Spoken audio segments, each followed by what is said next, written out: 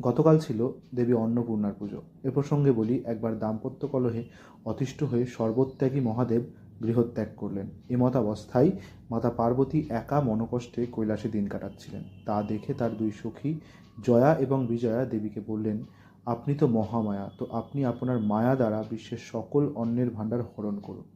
মহাদেব কোথায় আর যাবেন, ক্ষুধায় আপনার কাছেই আসতে হবে।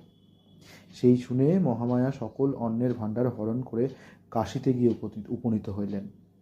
এদিকে ক্ষুধা তৃষ্ণায় জর্জরিত হয়ে সারা বিশ্ব পরিক্রমা করে কোথাও খাবার না পেয়ে বিশ্বনাথ এলেন কাশীতে এবং দেখলেন দেবী সেখানে বসে অন্নপূর্ণা হয়ে সকল বিশ্বের ভক্তের মধ্যে অন্নদান করছেন। সেই দেখে তিনিও ভিক্ষা প্রার্থনা করলেন এবং ক্ষুধা নিবারণ করলেন এবং পুনরায় কৈলাসে ফিরে গেলেন দুজনাই।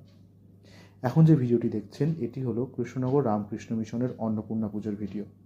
গতকাল সন্ধ্যাবেলায় কাজ থেকে ফিরে আমি গিয়েছিলাম।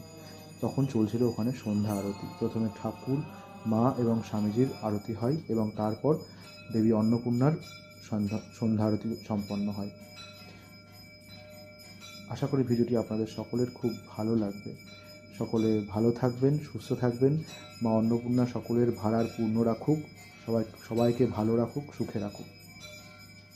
ধন্যবাদ।